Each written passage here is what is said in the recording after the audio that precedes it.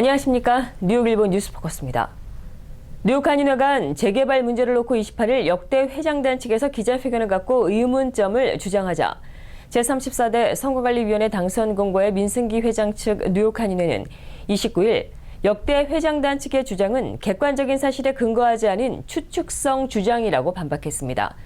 29일 민 회장 측 뉴욕 한인회 조성환 수석 부회장은 28일 역대 회장단 기자회견에서 제시된 문제점들은 사실과 다르다며 정확한 근거 없이 제시된 지적일 뿐이라고 일축했습니다.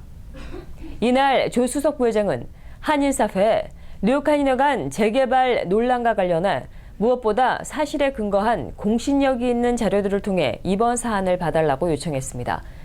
34대 선관위 당선 공고의 민승기 회장 측 뉴욕 한인회 입장은 민승기 회장의 요청으로 조성환 수석 부회장이 대신 전한다는 점을 말씀드리며 조성환 수석 부회장의 답변은 민승기 회장 측 뉴욕 한인회 입장임을 아울러 말씀드립니다.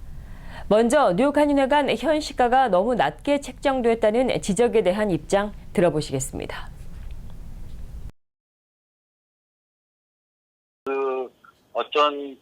제가 보니까 어떤 부동산 하시는 분이 나오셔서 뭐 5천만 불 그리고 1억 불이 넘는 얘기를 하시는데요. 그거는 수치적으로 계산을 하면 돼요. 보통 건물의 밸류를 상정할 때 첫 번째는 수익이죠. 수익 대비로 하는 경우가 이제 건물 매매하거나 이럴 때 수익 대비해서 얼마나 많은 돈을 벌고 있느냐. 근데 뉴욕 한인회관은 수익 대비로 계산하면 절대 이제 계산이 안 될 거고요. 결국 이제 포텐셜, 그 지역적인 발전과 현재 위치하고 있는 위치로서 얻는 어떤 향후의 어떤 투자 가치성을 가지고 갖는 포텐셜이거든요. 그런데 지금 아마도 이제 엊그제 기자회견 하셔가지고 나온 내용도 5천만 불이라는 그 금액이 포텐셜을 가지고 얘기하는 걸 거예요. 근데 저희도 그 포텐셜 밸류가 있다는 건 어그리를 해요. 하지만 5천만 불이라는 말이 근거가 반드시 있어야 됩니다. 저희가 갖고 있는 모든 자료는요, 전문 기관이 검증한 기록을 갖고 또 그 토대로 말씀드리는 거고요. 부동산 그냥 하시는 분들이 리얼터 하시는 분들이 얘기하는 금액은 사실 거품이 많을 수밖에 없고요.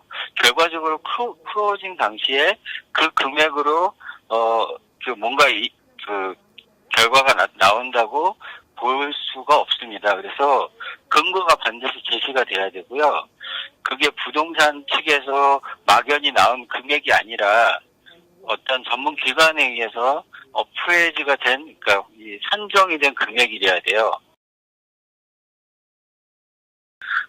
우리가 충분한 랏을 가지고 있고, 또 면적이나 투자 가치성 충분히 있습니다. 문제는 테넌트인데요. 현재 그 테넌트를 내보내는 부분이 금액이 굉장히 간단하게 생각하시는 거예요. 근데 저희 뉴욕 한인에 있는 테넌트들은 그 테넌트와 교섭을 해보셨던 역대 회장님들은 다 아실 거예요. 누구보다도 정확하게 잘 알고 그다음 뒤에 이런 것만 전문으로 하는 변호사가 다 붙어 있어요. 5천만 불의 건물을 산다고 하면 그건 어떤 재투자, 재개발의 건에 대해서 가능하고 그 돈을 주고 산다는 얘기거든요. 그럼 거기에다가 플러스 그 건물의 테넌트를 내보내는 비용, 저희가 공식적인 전문인을 통해서 한 자료가 있습니다. 거기에도 나오지만 그 테넌트는 한 100만 불 정도, 그리고 1층의 커머셜 테넌트까지 포함해서 약 1,500만 불에서 2천만 불이 소요가 돼요. 테넌트를 내보내는데. 그러면 총 7천만 불이 되는 거예요. 그러면 바이어는 7천만 불이 그냥 이 계약하고 나서 건물을 그 재개발하기 직전에 들어간다는 얘기예요.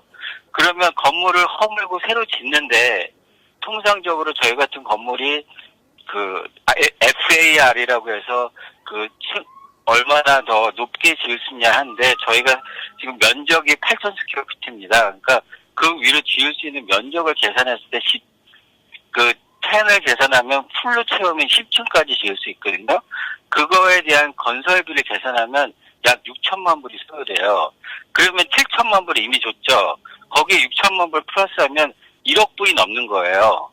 그러면 어떤 투자가가 그 돈을 주고 한인회관을 사고 테너트 내보내고 그 다음에 자기가 돈을 또 끌어다가 투자해서 1억 불이 넘는 돈을 소유하고 나서 결과적으로 지어진 건물의 밸류는 지역에서 저희처럼 유사한 건물이 10층 정도 지어졌을 때 약 1억 불 정도 제대로 완전히 테넌트가 정상적인 테넌트고 한 10층 이상 건물이 지어졌을 때 가정했을 때 한 1억 불 정도 호가할 수 있어요.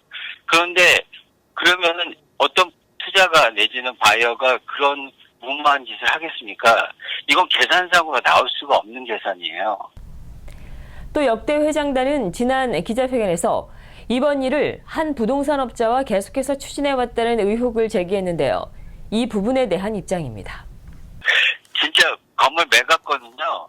건물 매각건에 대해서 저희가 얘기가 나왔을 때는 전혀 다른 사람이고요.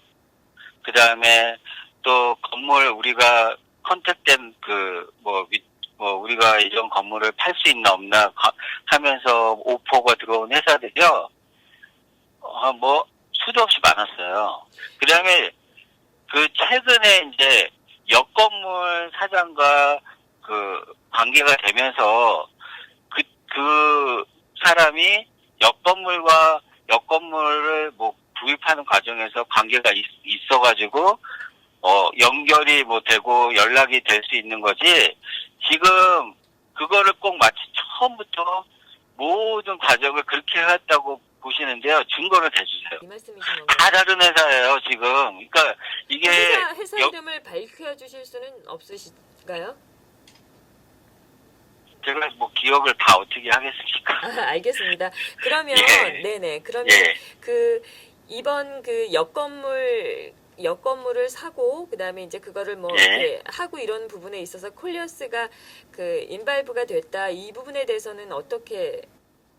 근데 그게 커리어스라는 회사가 아닌 걸로 알고 있어요. 저는 제가 역건물 사장 이거 기사 나고 역건물 사장한테도 제가 문의를 했는데 커리어스가 아니고 그 부분에 대해서는 저희도 이제 불투명한 부분이기 때문에 제가 그 부분은 언급을 안 하고요. 아마 이 부분에 대해서 정확히 알고 있는 당사자들이 어떤 방법으로든 밝히겠다고 저희가 요청을 했거든요. 이 부분에 대해서 정확히 좀 어떤 명료하게 해답을 달라. 그래서 그쪽에서 어떤 식으로든 언론이 통해서라든지 어떤 방법으로 그 부분에 대해서 정확한 경위를 밝힐 것 같아요. 뉴욕 한인회 재정 보고가 없었고 회관 운영이 불투명하다는 지적도 있었습니다. 이 부분에 대해 입장 들어보겠습니다. 한인회가 재정을 어떤 식으로 이렇게 외부에 신문을 광고를 한다든지 이런 절차가 나와 있지 않고 중요한 건 매번 이사회 때마다 분기별로 사용했던 내역부터 각 은행 트랜잭션까지 은행 트랜잭션 저희가 한창현 회장 때는 현금을 많이 사용했었지만 저희 때는 33대 때부터는 거의 현금을 사용하지 않았기 때문에요. 은행 트랜잭션만 가지고도 다 할 수 있어요. 그래서 은행 트랜잭션의 모든 것을 그것도 다 번역해가지고 사용처를 다 써서 있는 게 지금 한인회관에 다 있습니다. 그리고 그걸 다 카피해서 이사할 때마다 다 드렸어요. 주성환 수석부회장은 향후 재개발 추진 절차에 있어서 공개 토론회 등을 고심하고 있다고 말했습니다. 이어 뉴욕 한인회 역건물주 투자회사인 MHP사가 공동 투자회사를 설립하기 전에 반드시 한인들에게 이를 알릴 것이라는 약속도 했습니다. 회사 설립건에 대한 정확한 디테일을 좀 만들자라고 의견을 타진을 했습니다. 그러면 그 내용이 서로 이제 변호사들이 만든 내용이 이제 되면 저희가 그것도 또 뭐 이사회라든지 아니면 언론을 통해서 얼마든지 이제 그걸 공개를 할 건데요. 저희도 이런 부분이 계속 한인사회 공감이 갈 수 있도록 최대한 투명하고 그다음에 의심의 여지가 없게 할 겁니다. 뉴욕 한인회관은 공적 자산입니다. 이 부분을 간과해서도 안 되고 간과되어서도 안 되겠습니다. 이상으로 뉴스포커스를 모두 마치겠습니다. 시청해주신 여러분 고맙습니다.